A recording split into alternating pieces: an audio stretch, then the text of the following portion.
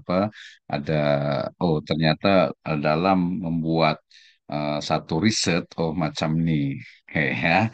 Terima kasih untuk Ustaz Yusuf Hamid, kemudian Ustazah Nur Qurratu Ain, kemudian Ustazah Fazliana, Ustaz Mustaqim, Ustaz Yusri, Ustazah Hanisa, Ustaz Siti Sakina, ada Ustaz Muhammad bin Ahsamzah, ada Ustaz Masrudin, ada Ustazah Tuti Rahayu, ya. Kemudian Ustaz siapa lagi nih, tahu banyak nih.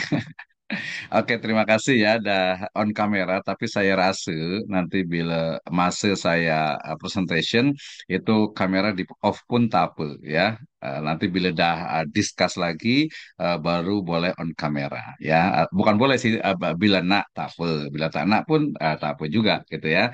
Tapi efektif lah bila apa ada saya presentasi, kemudian di off kamera tuh kita bisa lebih fokus ke apa presentasi saya ya. Tapi nah dibuka pun tak apa, tak ada masalah ya.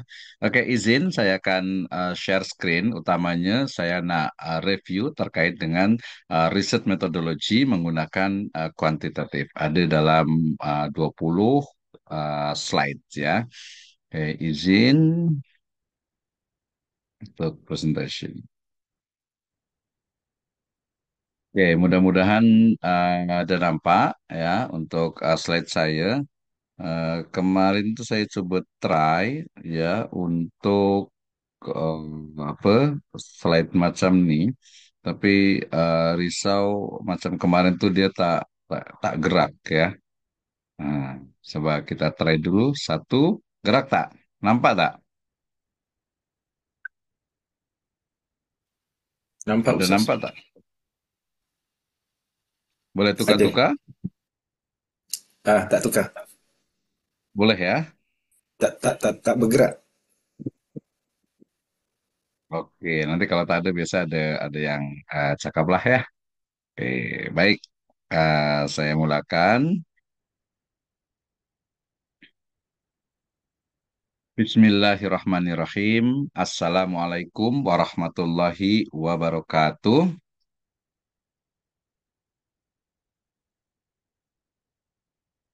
Alhamdulillahirabbil alamin. Wassalatu wassalamu ala asrafil anbiya'i wal mursalin habibana wa nabiyyana Muhammadin sallallahu alaihi wasallam wa ala alihi wa ashabihi wa man tabi'ahum bi ihsanin ila yaumiddin wa ba'd. Qala Allah Ta'ala fi kitabihil karim, a'udzu billahi minasyaitonir rajim. Bismillahirrahmanirrahim.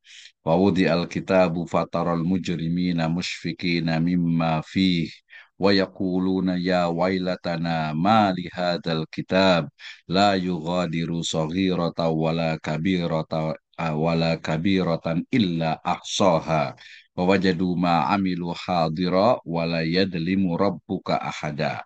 Wa qala Allahu azza wa jalla aidan laqad ahsahum wa addahum adda. Wa qala Rasulullah sallallahu alaihi wasallam inna sidqa yahdi ilal bir wa innal birra yahdi ilal jannah wa innar rajula la yasduku hatta yuktaba siddiqan wa innal kadhiba yahdi ilal fujur wa innal fujura yahdi ilan nar wa innar rajula la yakzibu hatta yuktaba kadzaban.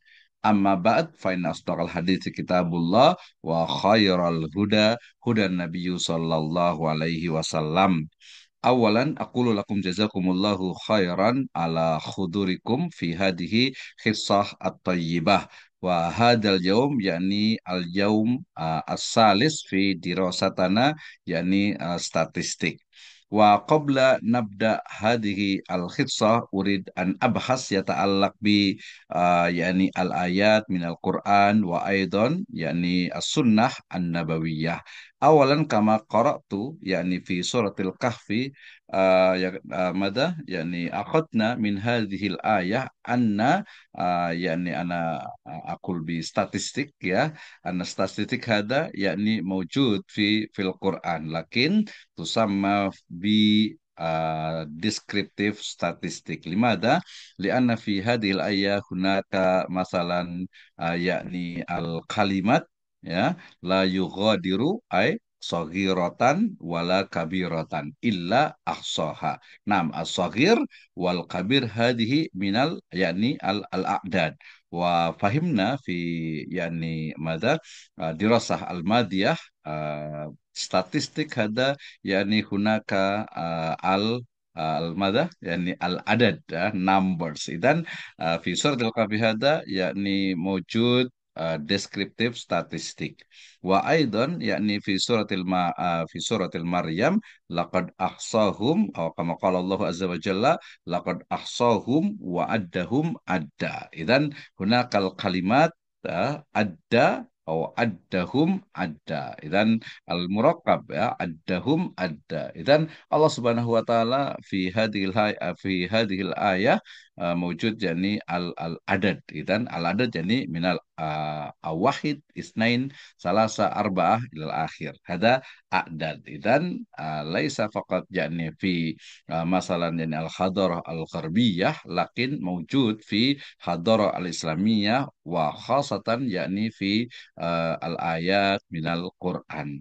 Wa aidan yakni qala Rasulullah sallallahu alaihi wasallam fi riwayat al-Muslim hunaka al-kalimat yakni tusamma atau mungkin kalimat mada yakni hatta wa inna rajula layas duku ay layas duku bimakna yakni sadiq atau suduk ya atau soduk ya kulla yaum laisa faqat fi kulla yaum lakin yakni fi kulli sa'ah sidik sidik sidik atau sidqu sidqu sidqu idan yuktabu siddiqan limadha lianna huwa minas sadiqin wa aidan idza masalan al mar au ar rajul al fujur yakni mada layak kedibu hatta yuktaba kadzaban. Idan idza mawjud rajul masalan yakni kulla yawm yakni yatakallam bi al kadzab masalan wa tusamma li anna li yani kulla yawm hada au kulla waqt hada tusamma bi au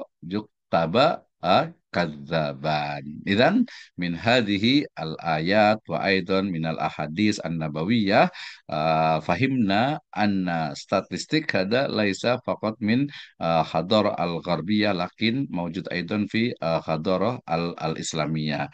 Idan wa nahnul an yakni al-muslim labudda an yakni nadrus wa aidan nafham mungkin yakni kaifa tanmiyah atau intima mada yakni al-ulum khosatan yakni al-ulum qauliyah. Laisa ulum qauliyah ya itu lakin al-ulum kauniyah. Nah, terima kasih Tuan dan Puan sekalian dah hadir dalam satu subjek saya yaitu statistik. Saya awali dengan firman Allah Subhanahu wa taala dalam surah Al-Kahfi 49, Maryam 49 dan juga hadis riwayat Muslim.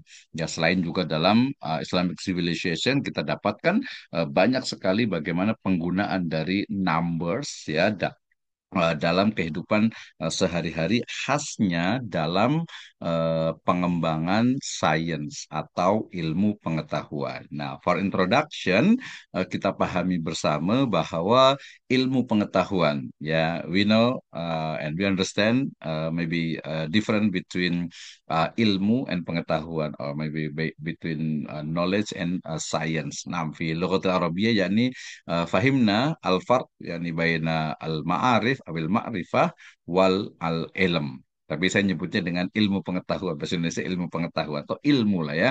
Jadi kita pahami bersama bahwa yang namanya ilmu pengetahuan itu dia terus berkembang ya dalam berbagai bidang. Nah, satu dari cara ya untuk mendapatkan ilmu pengetahuan adalah melalui penyelidikan ya, melalui penelitian.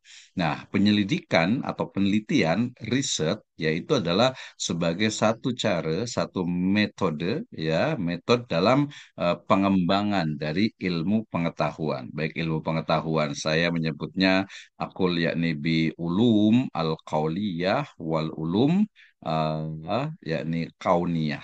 Ulum qauliyah yakni diniyah wa ulum dunyawiyah atau kauniyah. Nah, itu yang pertama alasannya argumentation ya kenapa kita mesti belajar tentang pengembangan dari ilmu pengetahuan. Nah, untuk mengembangkan ya pengetahuan itu tadi kan dengan penelitian ataupun dengan penyelidikan. Nah, penyelidikan itu mesti dilakukan dengan menggunakan cara atau metode penyelidikan ya, metode penelitian sebagai tools ataupun alat dalam penelitian ilmiah. Nah, kita pun sudah belajar di sana ada tiga prinsip ataupun tiga karakter, ada penelitian ataupun kebenaran ilmiah, ada Maaf kebenaran Ustaz, alam. slide dia tak Oke, tukar. Slide-nya tak satu tukar. ya. Tak, Ini tuh kata tak. tak ya, berarti problem di ini sih. So saya berarti saya tukar dengan biasa aja, tak perlu ini ya, tak perlu apa, tak perlukan eh, eh, full screen. Jadi macam ini saja. Ya. Masih nampak ya? Nampak Nampak yang ya ini. sekarang ya? Yang ini tukar. Oke, iya, karena ini sebelah lah, sebelah-sebelah. Ini saya rasa problem di Zoom ataupun di PowerPoint saya. Baik, oke, terima kasih. Ya, kita lanjut ya. Jadi, metode penelitian itu adalah satu tools dalam penelitian ilmiah ataupun penelitian alamiah dan juga penelitian ilahiyah. Karena kita ada tiga karakter ya, ada kuantitatif, ada kualitatif, dan juga ada saya nyebutnya dengan Islamic research ya. Oke. Nah, salah satu daripada tool ataupun alat ya dalam metode penelitian khasnya daripada paradigma positivisme or positivistik adalah statistik. Nah, kita akan lihat ke sini. Tengok ya. Jadi bila kita nak membuat satu penyelidikan, ya khasnya dengan menggunakan ataupun quantitative approach, ya atau quantitative method, metode kuantitatif, maka selalunya di sana menggunakan statistik. Nah, bila kita nak buat penyelidikan, ya awalnya adalah rumusan masalah. Ya, jadi masalah apa yang nak kita buat, yang nak kita selidiki, ya. Masalah kalau dia kuantitatif, selalunya minimum ini ada tiga, ya. Yang pertama adalah hubungan, ya, correlation. Misal hubungan antara rumah, ya, ataupun apartemen, ya, jarak rumah apartemen dengan masjid. Ya, apakah akan memengaruhi dari semangat seorang muslim untuk sentiasa sholat berjamaah di masjid, ya, ataupun tidak? Itu satu contoh. Jadi dia hanya hubungan saja, ya. Kedua, ada hubungan yang lebih spesifik, yaitu hubungan nanti sebab akibat atau causality, kausalitas, ya, kausal, ya. Kenapa kausal? Karena di sana ada sebab akibat, ya. Nah, seseorang mungkin seorang pelajar yang dia mungkin dia pandai, dia pintar, prestasinya bagus, akhlaknya bagus, ya itu adalah variabel dependent. Ya, akhlak dari seorang pelajar yang bagus biasanya itu disebabkan karena ya adanya faktor-faktor independen. Mungkin karena apa pola asuh daripada orang tua, mungkin kalau dalam normatif Islamik itu ada doa daripada orang tua. Ya, kemudian pun ada makanan halal dari yang diberikan orang tua, nanti ada sosial media, nanti ada teman-teman di sekolah ataupun lingkungannya, masyarakatnya, ya mungkin juga apa permainan ataupun online game atau mungkin juga apa TV ya atau film movie ya yang digunakan itu biasanya ada pengaruhnya. Nah, kalau di riset kita ambil satu, dua, tiga saja ya. Kalau degree biasanya hanya X dengan Y, ya. Kalau master itu biasa X1 dengan X2 dengan Y, ya. Nah, kalau S3 ini biasanya beza-beza, ya. Dia lebih daripada tiga, ya. Oke, jadi kalau dalam bila kita nak membuat satu penyelidikan, kita mulakan daripada rumusan masalah. Nah, rumusan masalah tadi itu kalau yang regression ya simple linear regression berarti pengaruh daripada X ya terhadap Y. Landasan teori, ya landasan teori ini karena saya rasa masih ingat-ingat yang kemarin ya bahwa quantitative research, penelitian kuantitatif adalah disebut tuh dengan apa? Verifikatif, verifikatif. Ya. Kalau Inggris saya agak-agak Indonesia, memang Indonesia lah ya. Jadi mohon maaf ya. Jadi verifikatif ya. Jadi kuantitatif itu adalah memverifikasi ya, mencari kebenaran daripada teori yang dah ada, kemudian menggunakan statistik. Macam tadi bahwa akhlak seorang pelajar nih ya dia dipengaruhi oleh misalnya lingkungan ataupun pendidikan di rumah. Saya rasa pastilah ya. Itu berarti mungkin ada age apa age one ya, H1 atau A gitu biasanya HA or atau H1 ya. Jadi di sana itu ada pengaruh ya, ada pengaruh daripada pendidikan di rumah ya terhadap akhlak daripada pelajar. Nah, apa perumusan hipotesisnya? Ya, hipotesis itu tadi bahwa ada pengaruh, nanti hipotesisnya ada dua ya, hipotesis statistik dan hipotesis penelitian. Kalau hipotesis statistik berarti ada pengaruh X terhadap Y. Ya, kemudian, nah bila dah kita rumuskan statistik nih, saya rasa kemarin yang tugasan untuk nanti, insya Allah selepas asar ya, saya bagikan ini kita dah sampai anggap saja dah sampai di sini, dah sampai kepada rumusan hipotesis yaitu apa? Yaitu adanya pengaruh, misal yang saya ingat nih, pengaruh pemahaman hadis tentang sholat berjamaah ya terhadap pelaksanaan ataupun amalan ya, amalan ini maknanya praktik ya, praktik daripada sholat berjamaah Muslim di Singapura. Oh, tapi nanti kalau di Singapura terlalu luas gitu ya, terlalu luas. So kita kena ambil daripada mungkin dalam satu dalam satu flat lah ya, dalam satu kondo mungkin. Nah itu mungkin boleh lebih lebih spesifik. Jadi dia tak terlalu banyak sangat. Kalau Singapura juga boleh. Nanti kita akan tahu kenapa kemarin tajuk-tajuk saya sepakat tuh, yang saya sepakat tuh guna Singapura. Tak apa, tak ada masalah. Tapi nanti kita akan tengok dia punya populationnya berapa, kemudian sampelnya berapa. Nah, mulai ya dimulakan daripada perumusan hipotesis, kemudian pengumpulan data, data collecting ya. Data collecting, data collection ya, data collecting ya, kemudian ada populasi dan sampel, kemudian ada pengembangan instrumen, ya kita merumuskan, kita bawa formula daripada instrumen. Instrumen ini adalah satu tool yang kita guna ya dalam bentuk kuesioner untuk mengambil data dari responden. Ya, sampai kepada pengujian instrumen, kemudian sampai kepada analisis data, ya, dan kesimpulan ataupun sampai analisis data lah dari mulai dari perumusan itu adalah ilmu daripada statistik. Ya, jadi subjek kita ini memang khas ya, khusus bagaimana statistik ini, statistik ini kita guna dalam riset metode ya, dalam metode penyelidikan atau penelitian ya. Jadi nanti kalau statistik diguna untuk economic, business ya, atau mungkin juga education, atau mungkin juga teknik sipil dan sebagainya, itu dah berbeza. Matematik misalnya, maths misalnya, nah itu berbeza ya. Nah, kita khusus statistik ini untuk penelitian atau penyelidikan. Nah, statistik dalam penelitian itu ini ya, mulakan daripada perumusan hipotesis sampai ke analisis data ya, masa menganalisis data. Kenapa? Karena nanti bila menganalisis data ini kita mesti fahamkan kemarin daripada data ya. Jadi type of data, apa jenis daripada data. Misal datanya itu adalah misalnya itu nominal.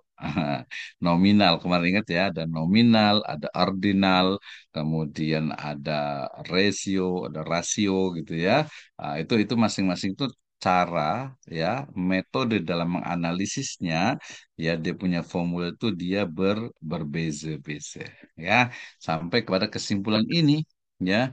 Jadi cara melakukan penelitian ini kalau kuantitatif.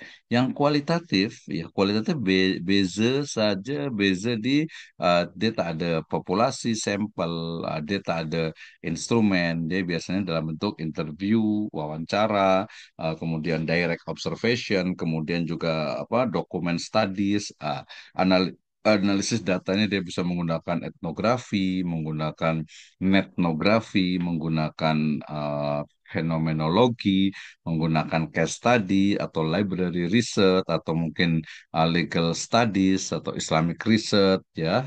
Itu dalam kualitatif sampai kepada simpulan dan saran atau cadangan, ya. Ini sampai sini namanya penelitian macam ini. Oke. Nah, kita akan mulakan daripada variabel. Kita mesti paham tentang variabel. Jadi, misal ya, saya bagi contoh tadi pengaruh apa pemahaman agama, ya, ataupun pemahaman terhadap hadis tentang keutamaan ataupun fadilah sholat berjamaah, ya, terhadap pelaksanaan ataupun amalan sholat berjamaah, ya, Muslim di Woodland misalnya, ya, Singapura gitu, ya. Nah, itu kan dia lebih spesifik. Jadi kalau kebanyakan nanti agak susah. Nah, jadi di situ ada dua variabel, ya. Variabel X-nya itu adalah pemahaman terhadap hadis, ya, X, ya. Kemudian itu adalah variabel independen, ya. Kemudian variabel yang Y-nya itu adalah pelaksanaan, ya, pelaksanaan ataupun amalan sholat berjamaah daripada Muslim, ya, di Woodland misalnya, macam itu. Nah, jadi ada variabel X dengan variabel Y. Variabel itu apa? Ya, jadi variabel ini adalah segala sesuatu yang berbentuk apa saja yang ditetapkan oleh peneliti untuk dipelajari sehingga diperoleh informasi tentang hal tersebut, kemudian ditarik kesimpulannya. Ya, jadi variabel ini adalah satu hal, ya, satu hal apa nih? Sesuatu, ya, sesuatu ataupun satu hal yang ada pada objek penelitian. Misal, kalau pelajar di sini, ya, ada lelaki, ada perempuan. Itu dia variabel. Ada yang mungkin, ya, tinggi berapa, ya, dalam 165, ya, 170 atau 155, itu dia variabel. Ya, kemudian ada juga mungkin mohon maaf misalnya suku bangsa, ya. Ada yang mungkin mohon maaf misalnya ada yang Melayu, ada yang Chinese, mungkin ada yang apa Bangladesh, India, mungkin saya tak nampak semua nih, ya. Tapi mungkin banyak Melayu lah, ya. Nah, itu adalah variabel. Nah, saya boleh tak saya buat satu penyelidikan misal macam nih. Pengaruh tinggi badan, paham, ya? Pengaruh tinggi badan, ya, terhadap hasil belajar pelajar di KIM. Tapi ini bukan ini, ya, bukan untuk yang tinggi ya rendah, bukan bukan macam tuh, ya. Maknanya kita hanya ingin tahu saja. Kenapa? Karena kuantitatif ini, ya, dia memang membuktikan daripada variabel yang ada. Ya, variabel yang ada. Jadi kita boleh boleh paham, boleh kita ambil satu kesimpulan bahwa mungkin, ya, mungkin, ya, biasanya kalau yang tinggi nih macam mana nilainya? Kalau yang tidak terlalu tinggi macam mana nih? Ada tak pengaruhnya? Kita boleh tengok lah, ya. Itu adalah variabel. Jadi variabel itu mungkin lebih simpel, ya. Variabelnya adalah satu karakter yang ada, yang menempel atau menempel apa tuh? Ya, satu karakter yang ada pada objek penelitian. Dan objek penelitian dalam kuantitatif selalunya adalah manusia. Nah, itu bezanya, ya. Itu bezanya. Jadi manusia utamanya nanti yang social science, ya. Nanti kalau misal macam ini ada juga yang bukan bukan kalau dia statistik nanti diguna dalam riset metodologi dalam bidang biologi misalnya, ya, dalam biologi misalnya kita tahu pasal misalnya pengaruh pupuk, ya, terhadap tingkat mungkin apa ya, kemanisan buah. Manisan buah atau mungkin kalau sebelum berbuah itu biasa kita nak buat satu tanaman, ya tanaman yang simple nih, tanaman apa ya, chili, cabe ya. Cabe atau tomat ya, tomat tuh, tomat lah ya, yang mudah ya. Jadi saya nak membuat satu penelitian pengaruh daripada pupuk. Saya rasa paham pupuk ya. Untuk supaya subur tuh ada satu pupuk kandang ya, pupuk daripada kotoran hewan kambing atau mungkin ayam, chicken ya, ayam ya. Itu kita buat penelitian pengaruh daripada pupuk yang terbuat daripada kotoran ayam terhadap pertumbuhan pohon tomat. Itu dia kuantitatif lah pasti, tapi dia eksperimen. Kenapa? Karena ada satu tanaman tomat itu yang selalu diletak apa, pupuk kandang tadi itu, pupuk daripada ayam ataupun kambing. Satu lagi dia tak diberi, tapi dibagi pupuk yang lain. Itu dia kuantitatif dalam bentuk apa? Eksperimen. Jadi variabel ini, oh ternyata pertumbuhan itu adalah ada pada tanaman. Kemudian apa? Pupuk kandang itu juga dia variabel yang apa? Dia apa? Variabel itu bervariasi lah, variation ya. Jadi sama dengan variation variabel. Jadi karakter yang ada pada objek penelitian. Ya, nah kalau kita di social science ya, kita masukkan ilmu tafsir Al-Quran kepada social science. Kenapa? Karena kita nak paham, nak buat selidikan pasal Muslim ya, atau juga non Muslim juga tak ada masalah. Kenapa? Karena kalau di penelitian ini bebas, silahkan saja kita nak buat peneliti. Misal macam ini, saya mau buat penelitian, mohon maaf, misalnya untuk non Muslim misalnya, misalnya pengaruh ya, apa, keluarga ataupun pendidikan keluarga terhadap pemahaman Islam masyarakat, misal mohon maaf misalnya apa, masyarakat Chinese misalnya di Batam misalnya, Batam Indonesia saja lah ya. Nah, saya kan hanya ingin tahu, jadi mereka nih persepsi ya masyarakat Chinese di Batam nih terhadap Islam nih macam mana? Mungkin ada, kalau penelitian kualitatif boleh, tapi kalau kuantitatif dia akan dapat lebih banyak information gitu ya. Oh ternyata ada nih yang menganggap Islam itu masih masih belum ramah, atau mungkin dalam 90% nih setakat Muslim itu oke, Muslim itu baik, ramah, rahmatan lil alamin dan sebagainya. Itu variabel. Jadi segala sesuatu yang berbentuk apa saja yang ditetapkan oleh peneliti untuk dipelajari sehingga diperoleh informasi tentang hal tersebut. Ya, ada, karena tadi kita apa, tafsir hadis ataupun juga ilmu Al-Quran dan tafsir, maka ya Muslim ataupun orang-orang yang ada kaitannya dengan Quran, hadis ataupun juga dengan tafsir hadis. Memanglah specifically kalau di ilmu Al-Quran dan tafsir itu, kalau kita fokus tuh ya memang hanya, bukan hanya ya, memang pada teks daripada ayat Al-Quran, teks daripada hadis, teks daripada mungkin interpretation ataupun tafsiran daripada para mufasir, tokoh, ya dan lain sebagainya. Tapi kemarin saya sudah cakap bahwa riset nih ataupun ilmu pengetahuan ya termasuk dalam ilmu Al-Quran dan tafsir nih ya bukan hanya apa yang berlaku di teks, tetapi pun kita mesti paham daripada konteks dalam penelitian itu. So, dalam kuantitatif variabel berarti yang kita teliti, satu karakter yang kita teliti yang ada daripada misal manusia atau Muslim, ya.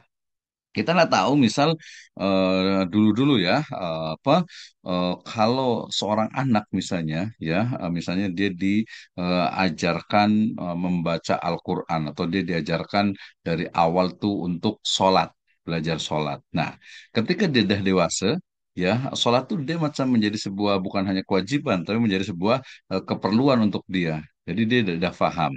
Sama juga ketika dia dah dari awal diajarkan cara membaca Al-Quran, ya udah dewasa dia udah terbiasa tuh dengan baca Al-Quran, termasuk mungkin ini tadi pendidikannya. Jadi anak ataupun juga ya anak-anak ya, anak-anak yang dari awal nih udah biasa bangun ya, sholat subuh ya, bangun sholat subuh nih, dia nanti udah dewasa tuh udah biasa. Itu bagian daripada education ya, education. Oke, ini adalah variabel. Kenapa? Karena variabel inilah nanti yang akan diteliti. Saya nak meneliti tentang Muslim di Indonesia. Oke, saya akan meneliti Muslim di Indonesia. Apa yang nak saya teliti daripada Muslim tuh? Ya, Muslim mungkin terlalu luas ya. Boleh juga mungkin saya nak meneliti pasal pelajar-pelajar madrasah separuh masa di satu masjid misalnya. Hmm? So berarti apa yang nak saya teliti itu apa? Dia punya motivation ke, dia punya semangat belajar, dia punya mungkin prestasi ataupun hasil belajar ataupun juga dia apa mungkin hubungannya dengan apa dengan gadget, dengan mungkin teman-temannya, kawan-kawan dia, atau mungkin juga dengan apa orang tuanya, saudara maranya. Itu itu variabel, sesuatu yang menempel, yang ada pada objek penelitian. Walaupun ingat, kalau dalam penelitian nih, ya, jadi kalau dia manusia itu dia bukan objek tapi subjek. Tapi selain manusia itu adalah objek. So, saya nyebutnya tadi pelajar, kemudian juga ustaz ataupun manusia yang menjadi objek penelitian itu adalah subjek. Ya, ingat itu ya. Itu dalam metode penelitian. Oke, variabel. Jadi kemarin sudah tentukan ada variabel X itu adalah variabel yang memengaruhi dan variabel Y itu yang dipengaruhi.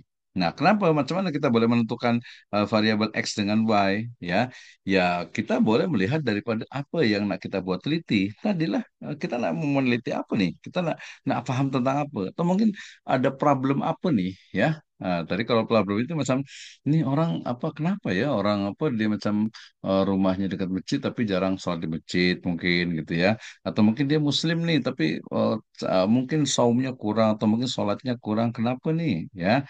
Tapi nanti dalam konteks yang lebih besar lagi, dia punya population tuh banyak, baru bisa boleh menggunakan kuantitatif. Ya, kayak ini adalah variable dan jenis dari variable tadi dasar sebut itu ada dependent, ya dependent, variabel yang dipengaruhi oleh variabel bebas.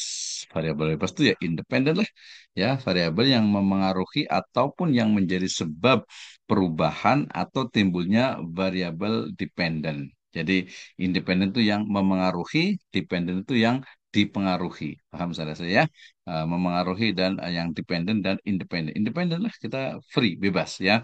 Nah, bebas dia tidak dipengaruhi. Walaupun nanti kalau dalam faktanya dia sebenarnya juga dipengaruhi juga. Tapi dalam riset ini saya letak dia itu sebagai independen. Macam itu ya. Jadi ada dua variabel, ada dependen, ada independen. Nah, kemudian yang berikutnya tadi ada variabel, berikutnya adalah apa?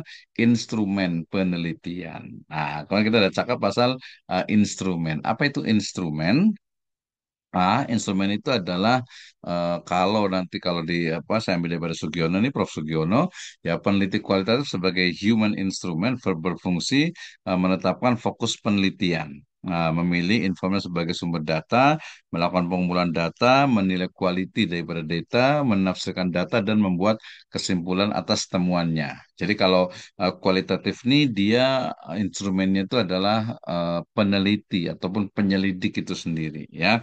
Sementara nanti kalau kuantitatif, maka instrumennya itu adalah kuesioner ataupun juga interview hasil daripada interview atau interviewnya itu yang nanti akan menghasilkan data. Nah, untuk menguji hipotesis, maka diperlukan data yang benar dan akurat. Ya, jadi mesti betul lah ya. Nah, hasil dari pengujian hipotesis tergantung pada kebenaran dan ketepatan data yang diperolehi melalui alat atau menggunakan alat pengumpul data yang digunakan ataupun instrumen serta sumber data. Jadi dia instrumen itu ada tool ya alat untuk mengumpulkan data ya melalui mungkin wawancara boleh baru kita buat nota ya yang paling banyak adalah menggunakan kuesioner form ya macam kalau sekarang boleh guna Google Form ya. Nah, untuk membuat instrumen itu dia ada cara, dia ada metode ya. Macam tadi, bila kita nak riset penyelidikan pasal variabelnya itu adalah pemahaman hadis tentang sholat berjamaah. So berarti apa nih variabelnya adalah pemahaman terhadap hadis sholat berjamaah. Berarti variabelnya apa nih? Ya, Nah, dari variabel ini kita breakdown dalam indikator. Indikator daripada pemahaman ini, oh dia tahu ada hadisnya. Oh dia paham hadisnya itu adalah sahih. Oh dia paham makna ya daripada konten atau daripada isi hadis itu. Itu bagian dari pemahaman ya, tingkat pemahaman. Kemudian kalau terhadap tadi amalan ataupun pelaksanaan, oh dia berarti kita tak perlu tanya. Oh, saya selalu melaksanakan bukan macam itu. Ya mungkin saya ketika azan ya atau mungkin ketika dah masuk waktu saya segera ke masjid. Saya selalu berada di saf paling depan. Ya, saya selalu misal itu berjumpa dengan kawan-kawan di masjid, ya bersalaman dan sebagainya. Nah, itu adalah indikator daripada variabel. Ya, nah jadi alat pengumpul data itu adalah instrumen. Ya, jadi dia toolnya dalam bentuk apa? Kuesioner. Nah, dalam kuesioner itu ada pernyataan. Ya, pernyataan itu sebenarnya itulah ya apa? Kuesioner itu ya instrumen. Dalam instrumen itu ada pernyataan yang mesti dijawab, diisi oleh responden. Responden itu adalah subjek penelitian dalam quantitative approach. Oke. Alat pengumpul data, tadi kan disebut dengan instrumen. Biasanya yang paling general adalah mengambil daripada karakter skala Likert. Ya, skala Likert ini memiliki tingkat rehabilitas, ya, reliability, ya, yang tinggi dalam mengurutkan, sorry, saya dalam berkata, masa dia mengarrange manusia berdasarkan intensitas sikap tertentu, ya. Jadi skala Likert ini memang diguna untuk mengukur ya scale itu untuk apa apa daripada sikap perilaku ya perilaku daripada responden daripada Muslim ya. Kenapa? Karena skala Likert ini dia luas, luas nih fleksibel ya. Fleksibel daripada teknik pengukuran lainnya. Nih sebagaimana yang ada dalam bukunya Prof. Sugiono ya. Prof. Sugiono itu banyak buku tentang riset metodologi yang terbaik dalam penulisan riset metodologi, baik itu kuantitatif, kualitatif ataupun mix method. Nah, dalam bobot nih apa ya? Dia bobot itu ukuran lah ya. Bobot penilaian skala Likert nih ya. Kemarin udah dibincang juga ya. Ustaz Muhammad Nur sempat cakap pasal pertanyaan ataupun pernyataan. Jadi kalau skala Likert nih agree ya, mostly agree, agree, kemudian netral ya, tidak setuju, tidak sepakat, sangat tidak sepakat. Jadi ada lima. Satu, dua, tiga, empat, lima. Nah, dalam sebuah pernyataan, bila kita nak membuat satu kuesioner, ya, maka dia mesti di sana ada pernyataan yang positif dan pernyataan yang negatif. Tadi misal, saya selalu ya bersiap untuk ke masjid bila dah masuk waktu sholat. Contoh ya. Nah, kalau negatifnya itu saya eh, apa saya tak bersiap-siap, saya melanjutkan pekerjaan masa masuk dah waktu sholat misalnya gitu ya. Itu berarti berarti nampak nih dia negatif memang karena ada kata-kata yang memang bukan positif ya. Itu boleh diletak di sini, ini dia punya formula nih ya. Jadi kalau positif ini 5 4 3 2 1, kalau negatif ini 1 2 3 4 5 macam tadi. Saya tidak mempersiapkan diri ketika masa waktu sholat dah ada ya, ketika dah masuk waktu sholat. Saya sangat setuju atau saya setuju. Aduh, berarti dia memang kurang nih. Macam tuh. Dari sisi apa positif negatif nih, dia sebenarnya untuk memastikan konsistensi ya, konsisten tidak responden ini ya.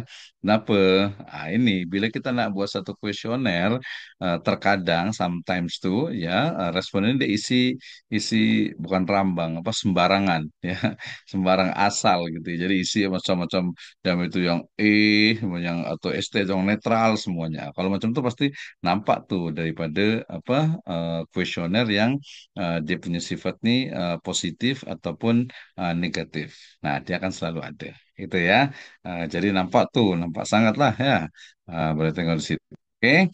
Nah, ini adalah bobot penilaian daripada skala Likert, Likert scale. Oke. Nah, kisi-kisi instrumen. Kisi-kisi ini maknanya bila kita nak membuat satu instrumen. Instrumen itu tadi apa? Instrumen itu adalah tool, alat untuk mengumpulkan ya. Tools to collect the data ya, kuesioner. Nah, jadi setelah kita menentukan jenis instrumen, instrumennya ini saya guna kuesioner atau interview, ya. Maka langkah selanjutnya adalah menyusun pertanyaan atau pernyataan. Nanti ada dua ya, ada pernyataan, ada pertanyaan. Tapi biasanya adalah pernyataan. Jadi buat pertanyaan. Saya selalu sholat berjamaah di masjid. Ya, saya selalu atau mungkin saya sering, selalu, always, sering dan sebagainya ya. Nah, itu adalah pernyataan. Penyusunan pernyataan diawali dengan membuat kisi-kisi instrumen. Kisi-kisi ini maksudnya adalah perkiraan daripada isi pernyataan instrumen itu. Kisi-kisi instrumen ya memuat berbagai aspek yang diungkap bersumber dari masalah penelitian yang merujuk pada teori pendukung seperti fenomena maupun gejala yang terjadi. Jadi ini nanti dalam theoretical framework ya dalam kerangka teori, kerangka penelitian, landasan teori itu di chapter 2 biasa ya.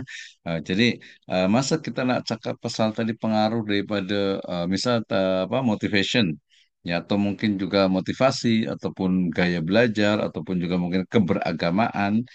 So dalam keberagaman tuh mesti ada indikator daripada keberagamaan. Ya kan, kesolehan tuh dia ada indikator daripada apa kesolehan itu. Nah, untuk bertanya ataupun untuk memahami orang ini soleh atau tak, ya? Boleh tak ya diukur? Ya mungkin tak 100% betul ya.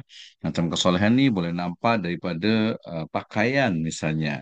Ya itu boleh adalah ada itu salah satu saja ya. Salah satu saja daripada indikator kesolehan seseorang. Oke. Ya, pakai peci misalnya. Oh, sini siapa yang pakai songkok nih? Itu juga salah satu lah. Karena tak semua kan, atau mungkin biasa kalau Muslim pakai songkok gitu. Tapi ada juga kan banyak Muslim juga yang tak pakai songkok. Ah, itu mungkin ada ya, ada pengaruhnya tuh ya.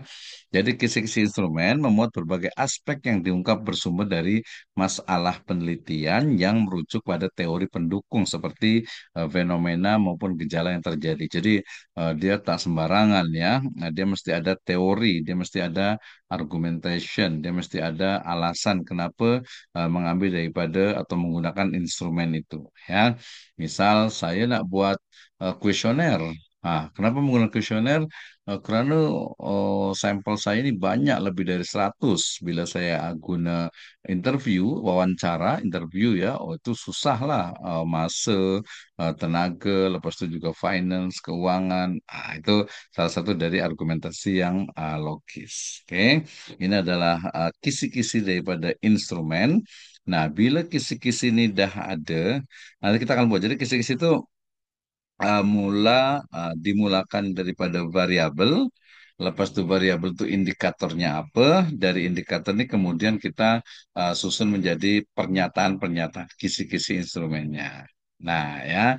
Nah, uji coba instrumen penelitian. Jadi, bila kita dah buat satu instrumen penelitian, penyelidikan, so kita mesti uji coba. Ya, jadi pada uji coba instrumen ini yang diuji cobakan adalah mengenai validity dan juga reliability ya validitas dan reliabilitasnya ya jadi ini dia punya instrumen ini udah valid belum Ya, dia dah reliable belum? Reliable ini kalau bahasa Indonesia ini dia maknanya terpercaya, ya terpercaya. Nah, ini sebagaimana yang tadi yang saya banyak ambil dari Prof. Sugiono karena saya belajar ke beliau, ya bahwa instrumen-instrumen yang digunakan untuk mengukur variabel itu telah teruji validity dan reliability-nya.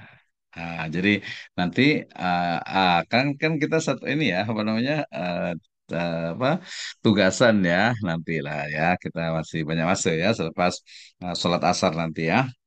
Jadi di sana ada step by stepnya. Jadi kita udah ada tajuknya, kemudian variabelnya kita udah paham. Daripada variabel itu dia ada indikator, daripada indikator itu ada pernyataan. Ya, nah pernyataan itu nanti kita akan letak di kuesioner. Nah, berarti kuesioner itulah instrumen penelitian kita. Kalau kuantitatif. Ya, nah jadi ini adalah instrumen. Jadi uji coba instrumen ini dia di awal sebelum kita share kepada the true simple lagi sampel ya. Jadi terhadap sampel-sampel ya sampel yang sebenarnya ya sampel lah ya. Oke ya, jadi mesti kita uji coba dulu. Kita ada uji tes validity dan reliability. Reliability ya. Saya sudah paham tuh. Nah, uji validity ataupun uji validitas yaitu ya uji validitas dalam angket penelitian. Angket ini maknanya kuesioner ya. Dilakukan untuk mengetahui valid atau tidaknya item ataupun pernyataan instrumen penelitian. Ya, validitas item ini ditentukan dengan rumus korelasi produk moment. Nah, kita udah mulai masuk ke produk moment test atau korelasi produk moment melalui apa yang disebut dengan uji T, ya, uji T, ya, uji T yaitu jika T hitung dia lebih besar daripada T-table atau T-table ya maka nanti apa DK-nya itu ya adalah ataupun tadi yang disebut dengan apa validitasnya itu adalah ketika n kecil nih n kecil ini kemarin apa sampel ya n kecil ini sampel dikurang 2 minus 2 ya maka butir soal dinyatakan valid. Ya, jadi dia nanti kita akan tengok daripada itu. Tapi ya kalau tengok macam mana nih dia punya formula nih, oke, easy, senang gitu ya. Kita guna SPSS, kita guna apa Microsoft Excel pun dah senang, gampang, ya, mudah ya. Ya, jadi bila butir nih dia lebih besar daripada T hitung dia lebih besar daripada T table-nya maka dia itu valid. Nah, sebaliknya jika butir soal tidak signifikan ataupun tidak valid ya, maka nanti perhitungan valid ini boleh menggunakan software daripada SPSS. Ini versi 17, sekarang udah versi 25, 27 ya. Udah 27 nih. Ini mungkin salah ketik atau mungkin ini yang udah lama nih ya. Jadi SPSS versi ke-27 ya. Nah, validitas ataupun validity dia berkenaan dengan ketepatan alat ukur ataupun angket ya dalam penelitian ya. Jadi pernyataan atau item paham ya saya item daripada pernyataan itu mesti dihitung korelasinya dengan rumus ya tadi person product moment untuk R hitungnya. Nah, seperti ini nih rumusannya ataupun formulanya ya. Jadi R hitung, ya kita tahu kemarin kita cakap pasal koefisien korelasinya, kemudian jumlah X totalnya, jumlah Y totalnya, ini N kan jumlah responden. Responden ini otomatis dia kan sampel. Jadi bila sigma XY itu adalah hasil perkalian daripada X dan Y setiap responden. Ini R hitungnya. Jadi kita untuk mengetahui apa tadi validity-nya ya melalui korelasi product moment ya product moment correlation itu adalah N ya N kemudian kali sigma X I dengan kali YI ya dikurangi sigma XI ya dengan dikali lagi sigma YI ya. Kemudian dibagi akar kuadrat daripada ya N dari kali sigma XI kuadrat atau pangkat kuadrat pangkat kuadrat ya. Kemudian dikurang daripada sigma X1 ya pangkat 2 ya kemudian dikali lagi ya N dan N dikali sigma dari Y I pangkat 2 dikurangi sigma YI pangkat 2. Ini untuk untuk hitung manual ya untuk manualnya nih ini macam nih ya tapi tak perlu pikirkan lah ya. Sekarang udah ada toolnya itu udah ada. Jadi nanti sigma XI ya pangkat 2 itu adalah kuadrat daripada skor X total. Sementara sigma YI ya dari pangkat 2 itu adalah kuadrat dari skor Y total. Setelah harga R diperoleh, kemudian disubstitusikan ke dalam rumusan UJT tanpa menggunakan tabel ya. Jadi nanti kalau tengok di YouTube ini banyak sangat nih tentang rumusan ataupun formula daripada korelasi produk momen. Ya, ini sangat banyak sekali. Oke. Nah, ini rumus ataupun formula untuk uji T, T hitung ya. Jadi R itu adalah koefisien korelasi hasil hitung. Itu adalah eh, apa? Akar kuadrat daripada N itu adalah responden atau sampel dikurangi 2 per ataupun dibagi ya akar kuadrat daripada 1 dikurangi R pangkat 2. Ini biasa bahasanya agak sedikit beza ya antara Malaysia Indonesia dengan Singapura ya. Tapi saya rasa boleh paham lah ya. Nah, karena ini hanya kita fahamkan saja, kita tahu saja. Nanti untuk uji T, uji validity-nya itu dia menggunakan SPSS itu mudah ya. Saya di sini disebutkan tuh ya, jadi T hitung tuh itu disampaikan apa nilai hitung. Jadi R itu adalah koefisien korelasi hasil hitung, hasil daripada T hitungnya. Kemudian N-nya itu adalah jumlah responden ataupun sampel. Ya, distribusi daripada tabel T itu adalah untuk alfa daripada 0,005 dan derajat kebebasan. DK ini derajat kebebasan itu adalah responden N kecil ini N dikurangi 2. Jadi taraf signifikan atau tidaknya dapat diketahui dengan syarat jika ya RXY itu lebih besar daripada T hitung.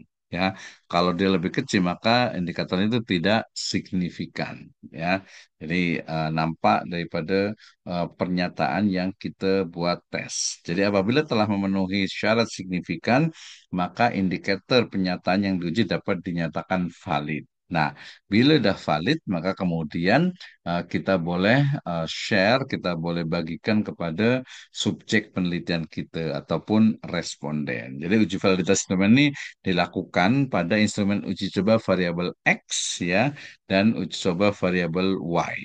Ya, jadi misal nih, misal ya di satu university ya ada yang dia submit ataupun mendaftar ya, submit melalui online ya online. Nah, lepas itu ada variabel Y ya, ada yang jumlah pendaftar yang dia memang submit ataupun daftar registrasi ya. Register dia itu ada yang online. Nah, yang online ini ada tak pengaruhnya ya dengan yang daftar secara direct ya secara offline ya jadi mungkin banyak yang online tapi tak jadi contoh ya jadi ada tak pengaruhnya gitu ada tapi tak signifikan. Jadi pada penguji validitas angket uji coba ini bisa menggunakan software SPSS ya ataupun guna Excel pun boleh. Saya rasa nanti mungkin bila ada masa saya bagi learning dulu lah experience tapi next week lah ya jangan sekarang udah ada banyak tuh ya karena nanti masanya juga saya risau tak selesai nih kalau dalam selepas sholat asar nih ya baik next kita lanjut. Daripada tadi rumus uji T ini di nomor 15 jadi mana tadi ini rumus uji T yang tadi Jadi bila kita nak angket-angket nih kuesioner ya. Jadi pada kuesioner uji coba variabel X yang berisi 12 indikator dan 12 indikator tersebut diperoleh kesimpulan bahwa alat ukur instrumen dinyatakan valid karena masing-masing R hitung lebih besar daripada R tabel R table ya. Jadi R table itu dia nanti kita tinggal tengok aja lah di buku-buku. Di internet pun banyak ya R table itu. Jadi dia dah dibuat formulanya tuh tak perlu pusing ya. Nah, pada angket uji coba variabel Y yang berisi tiga indikator dan tiga indikator tersebut diperoleh kesimpulan bahwa alat ukur instrumen dinyatakan valid karena masing-masing R hitung dia lebih besar daripada R tabel. Sama ya. Nah, jadi nanti dia punya formulanya tuh. Nah, tadi uji validity ya, validitas. Nah, yang kedua ini ada uji reliabilitas atau reliability ya.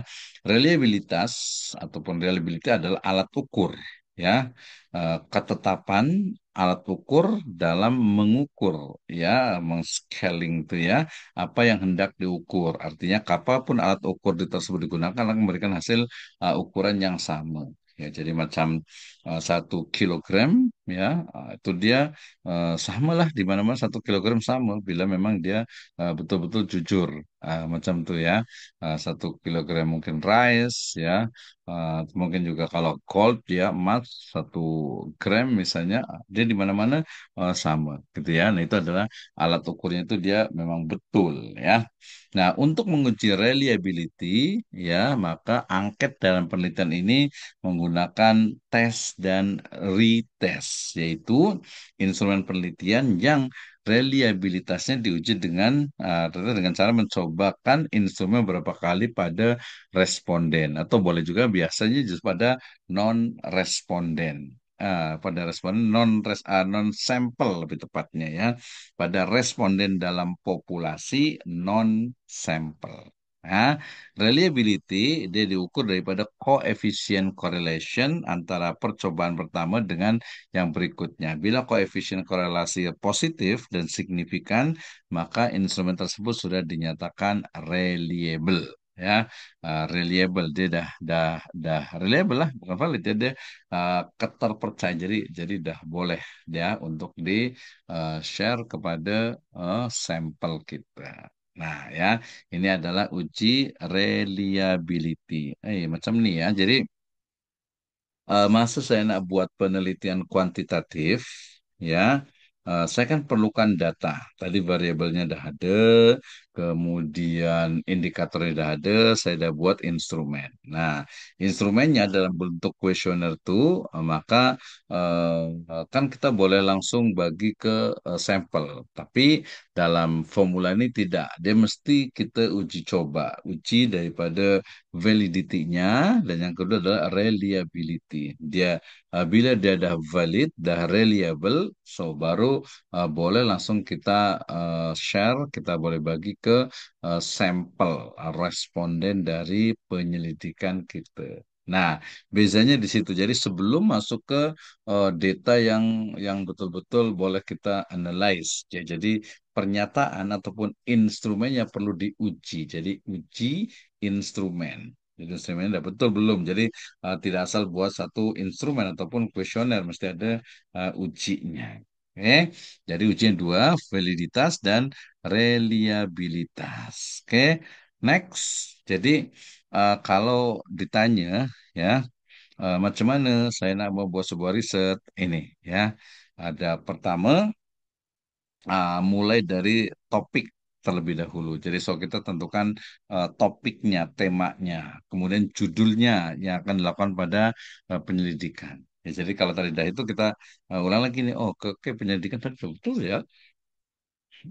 Variabel daripada ini udah betul belum nih? Oke, dah valid, siap untuk buat penelitian. Nah, tapi sebelum itu perlu dipahamkan di sini. Jadi kalau kalau tadi yang uji reliability dia sampai sebelum nomor 6 di sini ya. Sebelum ini nih ya. Karena dia punya shape nih highlight cap ya. Dia punya highlightnya ke mana nih? Ya, nah sini ya. Jadi dia ada melakukan perumusan dugaan sementara atau hipotesis. Jadi sebelum itu dia mesti dah ada nih ya untuk tadi uji validity dan reliability ya.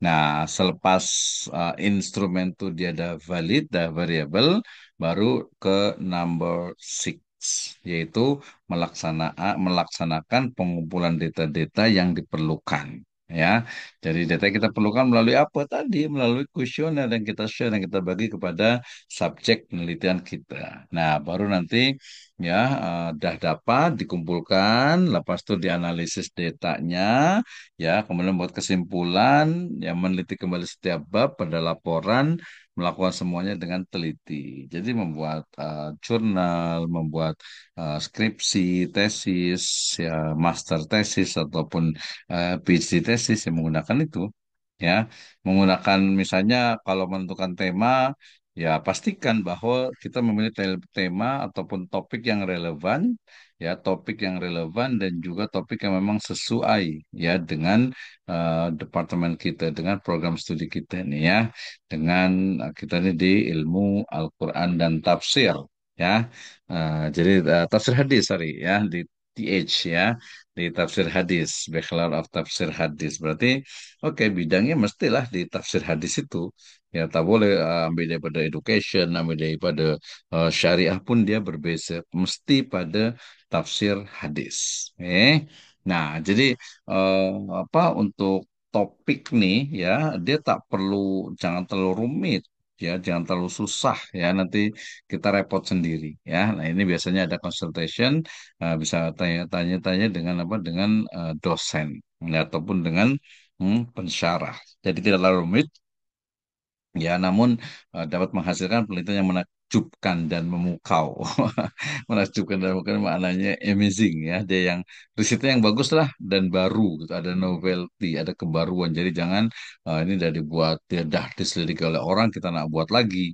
Ya, mesti ada bezanya. Kemudian memilih tema ketika akan melakukan suatu penelitian, nah memang harus dilakukan dengan hati-hati dan disesuaikan dengan minat si peneliti. Ya, jadi minatnya apa nih? Saya bidang tafsir hadis. Oh, ya udah fokus pada tafsir hadis. Oke, tafsir hadis. Tapi saya nak tahu pasal ini. Saya nak guna kuantitatif. So, jadi pemahaman daripada masyarakat tentang satu ayat, satu hadis, satu amalan.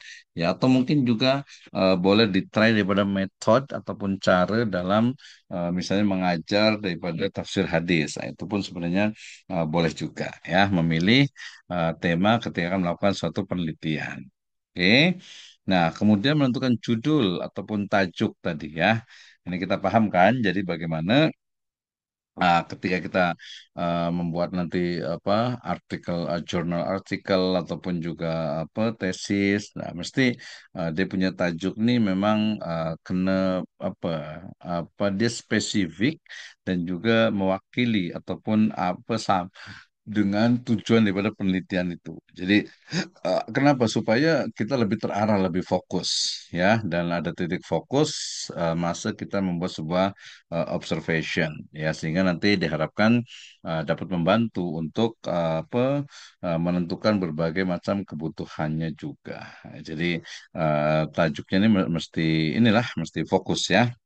Oke, kemudian menentukan rumusan masalah untuk riset, untuk penyelidikan itu, ya tadi saya sudah sebutkan. Jadi rumusan masalah ini apa nak yang nak kita buat, apa yang nak kita riset nih, apa yang nak kita selidiki. Macam tadi pengaruh daripada pemahaman terhadap pemahaman hadis, ya hadis X misalnya gitu ya, terhadap amalan masyarakat Y misalnya Y. Nah, itu dah dah guna statistik tuh. Dia dah guna ada rumusannya. Jadi apa rumusannya? Oh, ada pengaruh ya.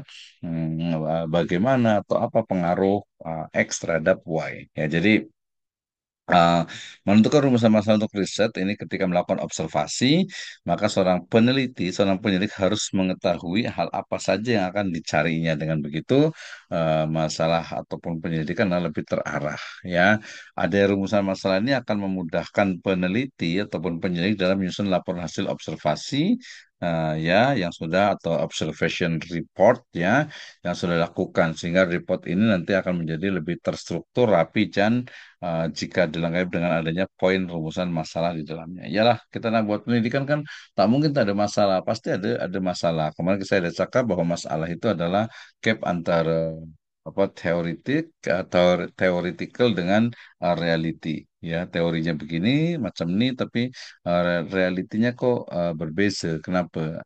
Itu adalah problem, academic problem atau masalah. Nah, kemudian menentukan juga dan membuat kerangka teori.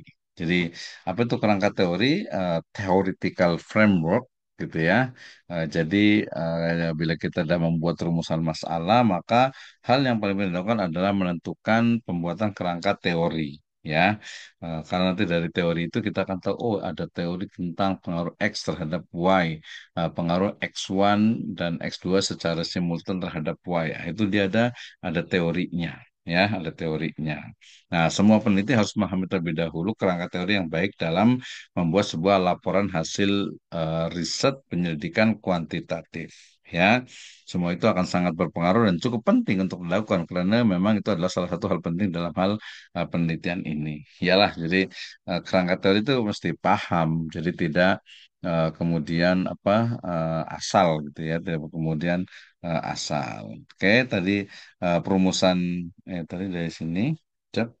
Menentukan apa dan membuat teori kemudian melakukan perumusan dugaan sementara atau hipotesis basic sedikit ya kalau dugaan ini kalau dalam bahasa Melayu ini cobaan ya cobaan kalau dugaan ini maksudnya adalah prediction ya jadi prediction jadi jawaban sementara lah hipotesis itu saya rasa hipotesis pun dah paham jadi selain melakukan rumusan mengenai prediction atau jawaban sementara atau hipotesis, maka seorang penulis itu peneliti itu mesti harus merumuskan hal tersebut terlebih dahulu, kemudian baru melaksanakan penelitian mencari tahu kebenarannya. Ya, jadi apa nih nanti beza kalau kuantitatif statistik selalu ada hipotesis, tapi kalau di kualitatif dia tak mesti ada. Bahkan biasanya tak guna hipotesis dalam kualitatif research approach atau riset method ya.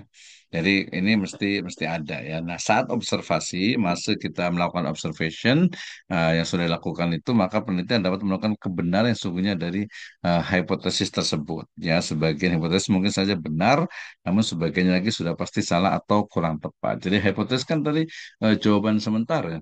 Ya, jawaban sementara gitu ya. Misal saya cakap tuh pengaruh daripada penggunaan apa kamera terhadap semangat belajar. Oh, ternyata memang terbukti nih bahwa yang semangat belajar nih yang umumnya secara general itu adalah yang open kamera misalnya atau mungkin bukan open kamera ya.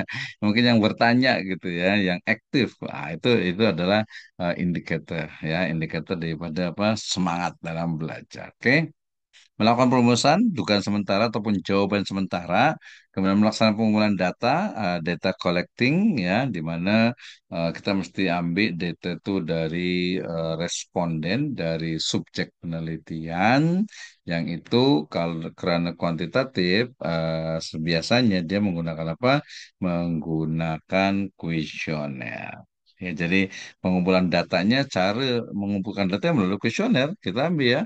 Kita boleh send melalui apa kita guna Google Form atau mungkin juga satu form manual form ya.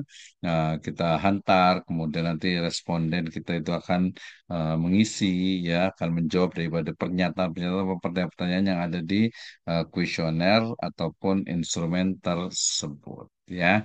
Jadi melaksanakan pengumpulan data. Ya, jadi setelah teknik ini selesai, maka kita boleh menyatukan data atau kita boleh ya menjadikan satu ya data tadi kemudian selanjutnya nanti data yang bisa digunakan tidak diperlukan dalam proses penelitian tersebut karena memang semuanya sangat diperlukan dalam proses observasi. Ya, jadi nanti ada data reduction ya, bila data ini tak penting, tak sesuai dengan fokus daripada penyelidikan kita, maka ya tak perlu kita guna. Nah, macam itu ya. Jadi kita cari yang lainnya. Oke, ini melaksanakan jadi tahapannya macam tuh ya. Jadi tahapannya itu adalah ada topiknya, variabelnya, kemudian kita buat instrumennya, kita uji instrumen, lepas uji instrumen itu kemudian kita buat kita share lagi apa instrumen yang udah valid dan sudah reliable, udah dapat datanya, kemudian kita coding, kita analyze melalui ataupun menggunakan SPSS ataupun juga menggunakan Microsoft Excel. Ya, nah, itu pengumpulan kemudian analisis data ya. Jadi bila data sudah ada, tadi saya cakapkan, jadi kita buat analisis ya. Langkah cara melakukan riset kuantitatif yaitu selanjutnya itu melakukan proses analisis data yang diperlukan untuk digunakan. Nah, analisis ini dilakukan dari data yang telah dikumpulkan sebelumnya. Data tersebut kemudian dijadikan satu dan dibuat untuk membuat laporan ataupun report ya. Jadi setelah data itu valid dan reliable sudah kita dapatkan, maka kemudian kita uji. Uji apa saja? Ajab ya, nanti ada. Nah, setelah melakukan penelitian data tertentu terdapat bahan yang masih utuh yang belum digunakan, maka kita boleh memanfaatkan untuk berbagai macam hal. Oh, ini mau jadi macam-macam ini ya. Jadi nanti kalau ada tambahan-tambahan ini ya, tambahan-tambahan untuk mungkin dalam penelitiannya. Jadi ada yang penting, ada yang tak penting gitu ya. Nah, kemudian last terakhir yaitu membuat kesimpulan. Jadi setelah semua proses telah selesai, maka proses selanjutnya adalah membuat kesimpulan untuk mengembangkan ya, to develop berbagai macam keperluan dan juga hasil observasi yang ada. Ya, karena memang simpulan ataupun kesimpulan conclusion ini ya ini bermanfaat untuk mengetahui isi dan juga makna daripada observation report yang telah dilakukan selama berapa hari ya dengan tentu saja tetap memperhatikan daripada quality ya kualitas daripada information yang boleh kita dapatkan. Nah, setelah data itu di selection, data seleksi, data dari dianalyze, maka kemudian diambil kesimpulan, oh riset kita sudah jadi. Ternyata memang ada pengaruh daripada pemahaman hadis tentang sholat berjamaah tadi itu terhadap ya amalan ya ataupun mungkin terhadap kerajinan terhadap kedisiplinan ya dalam mungkin tadi sholat berjamaah ya dan yang lainnya masyarakatnya ya. Nanti karena saya kemarin sudah cakap bahwa kebenaran ini dia bukan hanya kita dapat perolehi daripada kuantitatif ataupun kualitatif ya, tapi kita boleh ambil daripada banyak approach ya ataupun multi approach, multi method. Nah, biasanya kalau saya mengajar di riset metodologi, biasanya saya selalu tanya macam nih, ya, macam apa yang apa awak paham nih, nak awak tahu tentang satu topik. Oke, oke, Stas, saya nak paham, saya nak tahu pasal kenapa ya masyarakat di mana ya di Indonesia lah ya, kenapa masyarakat di Indonesia yang Muslimah nih banyak yang tak pakai hijab misalnya, bisa banyak ya. Kenapa? Nah, macam mana kita nak buat riset macam nih? Saya boleh tanya nih, mesti ya gantian nih. Tukar-tukar ya. Oke, baik. Masih ada masa dalam 14 menit ya, 14 menit. Saya bagi masa untuk bertanya atau mungkin boleh menambahkan. Terima kasih ya. Ustaz Yusuf Hamid, Masya Allah, Barakallahu Fiq. Ustaz Ahmad Naufal juga, Ustaz Fadilah, kemarin yang WhatsApp ya. Kemudian Ustaz Faris juga, yang lain juga WhatsApp semua nih. Ustaz Muhasan juga, kemarin yang last sekali. Oke, sila bila ada question ataupun pertanyaan apa saja terkait dengan riset metodologi khasnya dalam tafsir hadis. Ya, kita sampai jam berarti di Singapura ini 16.30 ya. Lepas 16.30 kita rehat, sholat, asar, baru nanti kita mulakan lagi jam 17 ya, atau jam 16 waktu Indonesia nih. Sila, ada yang nak ditanyakan, nak menambahkan? Tafadhalu. Silahkan. Ada tak? Kalau tak saya nak tanya nanti nih. Saya tukar-tukar kalau tak saya ditanya nanti saya tanya tukar ya. Bila saya tanya macam man robbuka. Ya siapa Robmu nih? Eh, Terkejut nanti, terkaget-kaget nanti itu aja ya. Robbi Allah ya. Baik, ada yang mau tanya tak? Dalam 13 menit. Atau saya tanya dulu nih. Saya tanya boleh juga nih ya. Saya tanya mungkin spesifik kepada keilmuan kita. Saya tanya yang siapa ya? Ada yang nak ditanya tak? Tak apa lah ya, saya langsung tanya. Mungkin yang nampak aja. Ustaz Ahmad Naufal. Ustaz Ahmad Naufal ini boleh tanya tak?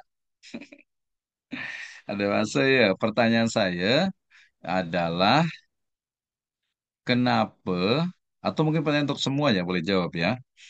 Kenapa kita menggunakan penelitian kuantitatif dengan statistik sebagai toolnya, itu ya. Kenapa kita menggunakan penelitian ya ataupun penyelidikan kuantitatif dengan tool alat statistik ya. Boleh tambah pada penelitian tafsir hadis. Kenapa? Ya, silakan Ahmad Naufal. Tafadhol. Dengar tak suara saya, Ustaz? Dengar. Saya rasa mungkin jika kita gunakan pendekatan yang kuantitatif dengan statistik, ia memberi kita peluang untuk mendapat um, keputusan yang lebih objektif berbanding dengan kualitatif di mana terdapat kita boleh katakan pelbagai tafsiran terhadap satu data itu. Namun jikalau kita gunakan statistik kerana ia berdasarkan formula, maka terdapat satu jawapan yang tetaplah yang kita boleh terima. Oke, ada teman lagi. Terima kasih ya. Jadi itu udah betul ya. Tapi ada satu yang lebih betul lagi, yaitu apa? Kenapa kita menggunakan statistik? Karena ya subjek daripada penelitian kita ini banyak. Ya, karena population daripada riset kita ini banyak. So, karena banyak, kita mesti mengambil sampel. Ya, mesti mengambil sampel. Nah, proses pada pengambilan sampel, penentuan population, sampel sampai menganalisis itu selalunya menggunakan statistik. Ya, adapun tadi kalau lebih mendalam, lebih deep, lebih terpercaya itu memang kalau kita guna paradigma daripada positivistic paradigm betul ya. Jadi menurut positivistic paradigm bahwa yang data yang kita perolehi melalui statistik dalam kuantitatif itu dia lebih fix ya, dia lebih pasti. Nah, kalau kata pasti dia selalunya adalah kuantitatif. Pasti ini selalunya adalah numbers ya. Tapi kalau kita cakap kita guna post positivism dengan kualitatif, kita boleh jawab bahwa yang lebih deep itu adalah yang lebih mendalam, yang lebih valid adalah dia menggunakan kualitatif. Kenapa? Dia lebih apa? Dia boleh dapat lebih banyak data. Tetapi kualitatif dia tidak cocok untuk population, untuk subjek yang jumlahnya banyak. Ya, jadi kualitatif karena dia fokus kepada quality, ya kualitas, quality, so dia tak perlukan banyak apa narasumber, tak perlu banyakkan subjek penelitian. Ya, tapi kalau kuantitatif, dia populationnya banyak, kita perlukan sampel, kemudian menggunakan instrumen kuesioner, so jawabannya dia close, dia jawabannya itu tertutup. Jadi memang hanya apa yang kita guna di apa yang kita tanya pada instrumen. So, berarti memang banyak di master class ataupun di PhD ada satu bidang ilmu khusus ya pada pengembangan development daripada instrumen question di kuantitatif. Ya, kalau kita nih di tafsir hadis, saya rasa cukuplah kita faham. Oh, ada kuantitatif ya. Kalau disiplin utama tafsir hadis nih ya memang kualitatif. pun sebenarnya bila kita cakap pasal kualitatif dan kuantitatif itu memang selalunya adalah tadi positivism ya dan post positivism. Idan aina al makan li manhajul bahas fil Islam atau ainal makan manhajul bahas al Islami. Ini saya rasa ini jadi pemikiran kita ke hadapan ya. Dan memang kalau di university Indonesia, Malaysia, saya rasa Singapura pun sama, selalunya dicakap pasal apa positivism, kuantitatif dan kualitatif ya. Yang normatif atau yang Islamic approach itu hampir hampir jarang sekali, hampir tidak ada. Bahkan kenapa? Karena karakter daripada positivism kuantitatif dan juga pun yang kualitatif dia itu apa tidak percaya dengan data yang bersumber daripada wahyu. Jadi kalau ada orang yang saya tak suka dengan kuantitatif, ya saya tak suka dengan statistik, tak apa, ya tak apa. Kenapa? Kerana paham tak? Kalau ada, jadi pertanyaan saya ini, oh saya tanya ke siapa ya? Ustaz Nur Fatihah, Ustazah mungkin ini ya, atau yang lainnya. Betul tak di dunia ini ada variabel yang independen? Ada tak? Betul tidak kalau ada satu variabel yang dia betul-betul independen? Siapa yang nak jawab nih? Ustaz Yusuf Hamid atau Ustaz Muhammad Nur? Ini perspektifnya akidah. Jadi perspektifnya akidah. Ada tak di dunia ini yang betul-betul dia independen? Atau Ustazah Tuti nak jawab sila? Ustaz, saya cubalah Ustaz. Oke, boleh. Sila Ustaz. Seperti mana yang kita maklum dah mengenai objek variable yang dependent dan independent, di mana Mhm, itu mempengaruhi dan why dipengaruhi. Jadi ada betul. yang Ustaz kata independent kan yang Ya.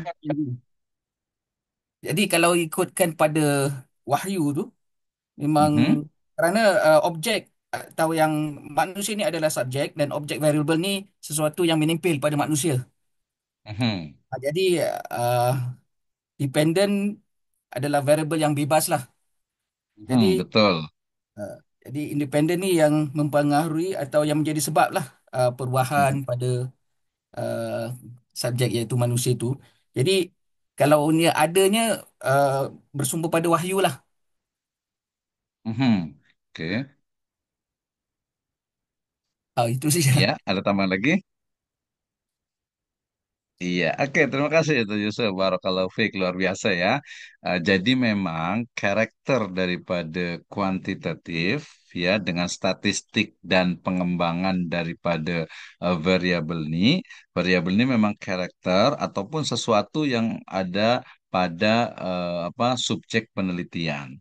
Nah, kerana ya memang subjek penelitian ini selalunya adalah manusia, kemudian juga mungkin hewan nanti, ada tumbuhan juga, dan apa mesti yang boleh dicerna oleh panca indera ya, yang nampak, yang terdengar, kemudian juga yang ada terasa, itu ya. Nah, sehingga kemudian apa ya ada variabel yang dipengaruhi, ya, ada yang memengaruhi. Kalau yang mempengaruhi berarti dia adalah independen, ya. Dia tidak dia mempengaruhi variabel lain tapi tidak dipengaruhi, ya. Ini kalau apa pendapat daripada ada ustaz saya, Dr. Ascarya, seorang researcher di BI, di Bank Indonesia. Beliau pakar di bidang riset metodologi. Beliau mengatakan tidak ada yang namanya variabel independen.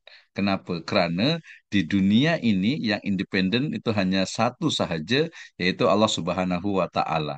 Ya, Al-Wahid katanya itu. Itu secara akidah gitu ya. Kalau secara keilmuan betul memang pasti di dunia ini kan ada causality, ada teori kausalitas sehingga sebenarnya ada sebenarnya bukan sebenarnya memang tidak ada yang dia betul-betul independen. Selalunya pasti ada sebab akibat. ya. Nah, tetapi ya pemahaman independen dalam riset ini adalah membatasi ya. Jadi ada had yang memang ditetapkan oleh peneliti ya. Jadi ada batasan yang yang ditetapkan oleh peneliti. Oke, saya nak jadikan macam pendidikan orang tua nih sebagai independen ya. Padahal pendidikan orang tua kan juga banyak dipengaruhi oleh mungkin daripada pendidikan background, education background daripada ayah, daripada ibu bapak, daripada lingkungan, itu kan ada ya. Nah, tapi peneliti itu membatasi ya, menghadkan kalau boleh benar ya, menghadkan satu variabel itu menjadi dependent ataupun menjadi independen. Nah, macam tuh. Jadi perspektifnya perlu kita pahamkan. Tapi memang betul kalau secara akidah kita ya perlu hati-hati. Kenapa? Di dunia ini tak ada yang independen, tak ada yang pasti ada sebab akibat. Ya, ada sebab akibat. Oke, alhamdulillah ya di sini dah adzan ya. Tadi karena kita cakapnya pasal penelitian sholat berjamaah nih, so mesti mesti sholat berjamaah lah ya. Malu nanti kita nih, ya. Oke, baik terima kasih tuan dan puan sekalian, ustaz dan ustazah sekalian. Insya Allah kita akan lanjutkan kembali dalam 30 menit ke hadapan. Ya, silakan sholat asar, ya rehat sejenak, kemudian insya Allah jam 17 waktu Singapura kita akan mulakan lagi dan kita akan mulakan mungkin dengan presentation daripada pelajar-pelajar kita gantian lah ya. Nanti kalau nggak paham boleh kita bagi sharing, ya bagi masukan, pendapat, sadangan, dan lain sebagainya. Idan, aku lakum jazakumullahu khairan wa nahtatim awalan bilhamdalillah wa doa kafaratul majlis. Alhamdulillahirabbil alamin. Subhanakallahumma bihamdika asyhadu an la ilaha illa anta astaghfiruka wa atubu ilaik. Wallahu muwaffiqil aqwamit thoriq. Wassalamualaikum warahmatullahi wabarakatuh. Waalaikumsalam warahmatullahi Waalaikumsalam warahmatullahi Waalaikumsalam wabarakatuh. warahmatullahi Oke, wabarakatuh. terima kasih Ustaz. Kita rehat dulu.